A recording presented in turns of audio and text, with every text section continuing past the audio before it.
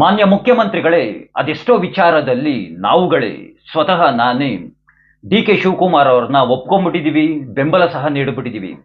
ಆದರೆ ನೀವು ನಿನ್ನೆ ನಡೆದುಕೊಂಡಂತಹ ರೀತಿ ಒಂದು ಸ್ವಲ್ಪವೂ ಸಹ ನಮಗೆಲ್ಲ ಇಷ್ಟವಾಗಲಿಲ್ಲ.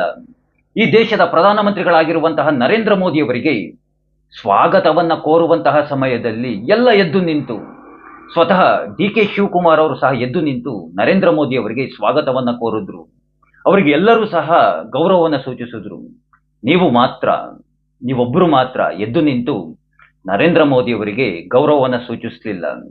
ಮಾನ್ಯ ಮುಖ್ಯಮಂತ್ರಿಗಳಾಗಿರುವಂತಹ ಸಿದ್ದರಾಮಯ್ಯನವರೇ, ನೀವು ನರೇಂದ್ರ ಮೋದಿ ಅವರಿಗೆ ಗೌರವವನ್ನು ಸೂಚಿಸೋದು ಬೇಕಾಗಿಲ್ಲ. ಪ್ರಧಾನಮಂತ್ರಿಗಳು ಆ ಸ್ಥಾನಕ್ಕೆ, ಆ ಪ್ರಧಾನಮಂತ್ರಿಗಳ ಹುದ್ದೆಗೆ ಅದಕ್ಕೆ ಗೌರವವನ್ನು ಸೂಚಿಸಬಹುದಾಗಿತ್ತಲ್ಲ.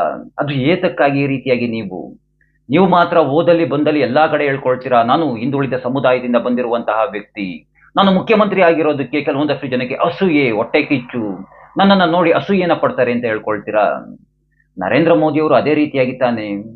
ಮಾನ್ಯ ಮುಖ್ಯಮಂತ್ರಿಗಳಾಗಿರುವಂತಹ ಸಿದ್ದರಾಮಯ್ಯನವರೇ, ಅಧಿಕಾರ ಇವತ್ತಿರುತ್ತೆ ನಾಳೆ ಹೋಗುತ್ತೆ, ಅಧಿಕಾರವನ್ನ ಯಾರು ಬೇಕಾದರೂ ಸಂಪಾದನೆಯನ್ನು ಮಾಡಬಹುದು. ಆದ್ರೆ ಗೌರವವನ್ನ ಎಲ್ಲರೂ ಸಂಪಾದನೆಯನ್ನ ಮಾಡೋದಕ್ಕಾಗೋದಿಲ್ಲ.